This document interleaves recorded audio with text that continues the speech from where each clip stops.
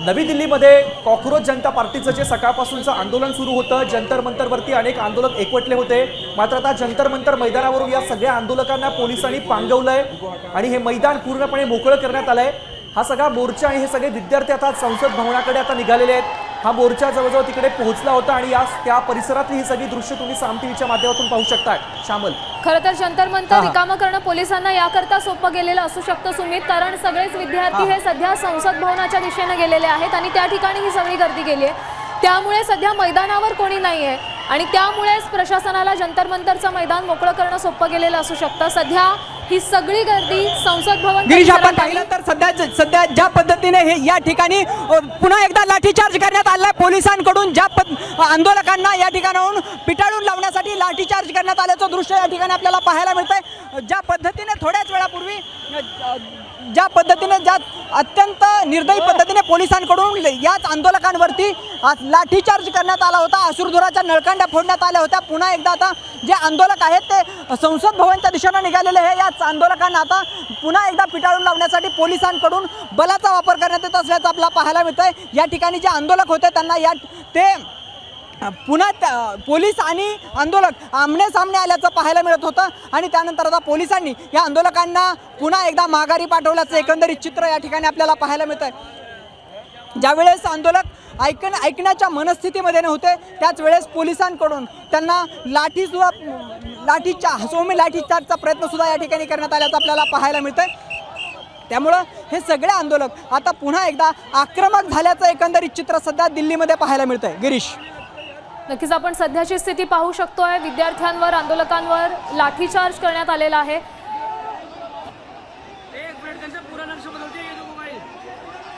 भरत, आपण बघतोय की या ठिकाणी मोठ्या प्रमाणावर गर्दी झालेली आहे आणि पोलीस कुठल्याही पद्धतीने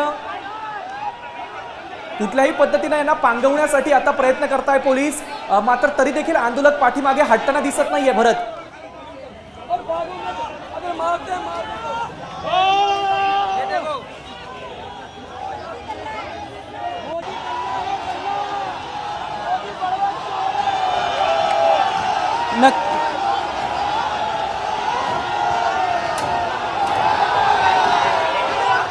आंदोलक अत्यंत निर्धाराने संसद भवनाच्या दिशेने निघालेले होते। जंतर मंतर ते संसद भवन अशा मोर्चाचं आयोजन आंदोलकांनी केलेलं होतं आणि याच आंदोलकांवरती लाठीचार्ज करण्यात आला। याच आंदोलकांवरती अश्रुधुराच्या नळकांड्या फोडण्यात आल्या आणि हे आंदोलन चिरडण्याचा एक प्रकारे प्रयत्नच पोलिसांकडून करण्यात आला आणि त्यामुळे हे आंदोलक जे आहेत ते आक्रमक झाले असल्याचं आपल्याला पाहायला मिळतंय।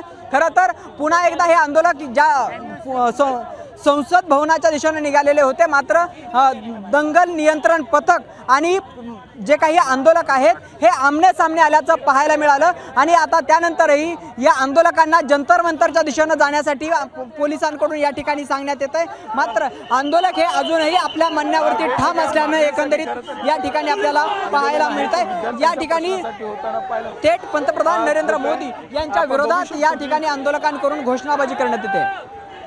काय कशासाठी? नहीं, मैं यहाँ सीनियर ऑफिसर कौन है, मैं उनसे बात मैदान पूर्णपणे मोकळं केलंय। तर सध्या तिकडची अशी स्थिती आहे का? आणि दुसरी गोष्ट म्हणजे जी गर्दी सध्या संसद भवन परिसरात आहे ही गर्दी काही कमी झाली आणि आंदोलक आहेत दोघंही आमने सामने आल्याचं पाहायला मिळतंय। खरं तर गेल्या काही वेळापासून दिल्लीमध्ये सातत्यानं जे काही या घटना घडतायत पोलिसांकडून आंदोलन चिरडण्याचा वेगवेगळ्या प्रकारे प्रयत्न केला जातोय, आंदोलकांना हटवण्याचा प्रयत्न केला जातोय। मात्र जे आंदोलक आहेत ते आपला निर्धार कायम आणि पक्का निर्धार ठेवून या ठिकाणी आपलं आंदोलन पुढे नेताना आपल्याला पाहायला मिळतात। आंदोलकांकडून थेट धर्मेंद्र प्रधान यांच्या राजीनाम्याची मागणी केली जाते। जोपर्यंत धर्मेंद्र प्रधान यांचा राजीनामा होत नाही तोपर्यंत आम्ही हलणार नाही अशा पद्धतीची भूमिका ही आंदोलकांकडून घेतली जात असल्याचं एकंदरीत चित्र आहे आणि त्यामुळेच ही सगळे दृश्य आपण पाहत आहोत।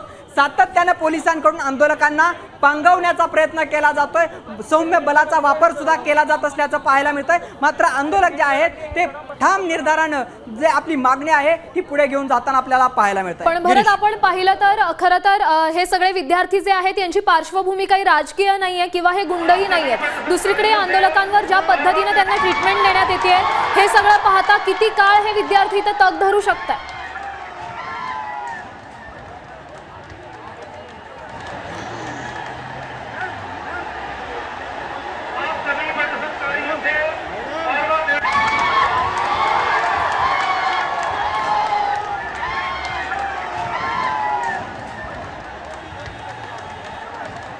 श्यामल, खरं तर आपण जर पाहिलं तर हे विद्यार्थी गेल्या 20 दिवसांपासून दिल्लीतील जंतर मंतर मैदानावरती बसले असल्याचं आपल्याला पाहायला मिळतंय. म्हणजे त्यांचा 20 दिवसांचा जो निर्धार आहे तो या सगळ्या ठिकाणी आपल्याला पाहायला मिळाला. त्यानंतर आज पोलिसांकडून बलाचा वापर करण्यात आला, अश्रुधुराच्या नळकांड्या फोडण्यात आल्या, त्यानंतर आंदोलकांना पांगवण्यासाठी वेगवेगळ्या ट्रीटमेंट देण्यात आल्या. त्यानंतरही जे आंदोलक आहेत ते आपल्या मागण्यांवरती ठाम असल्याचं पाहायला मिळालं. हे आंदोलक जंतर मंतरकडून थेट संसद भवनाच्या दिशेने निघाले असल्याचं आपल्याला पाहायला मिळालं. आणि त्यामुळे ज्या पद्धतीने हे आंदोलक ठामपणे आपली भूमिका मांडतायत, ठामपणे निर्णय घेत आहेत, त्या सगळ्यातून एक महत्त्वाची गोष्ट म्हणजे या आंदोलकांची मागणी जी आहे ती धर्मेंद्र प्रधान यांचा राजीनामा द्यावा, हा राजीनामा घेतल्याशिवाय मागे सरणार नाही अशा पद्धतीची भूमिका ही सध्या आंदोलकांकडून व्यक्त केली जात असल्याचं पाहायला मिळतं. श्यामल.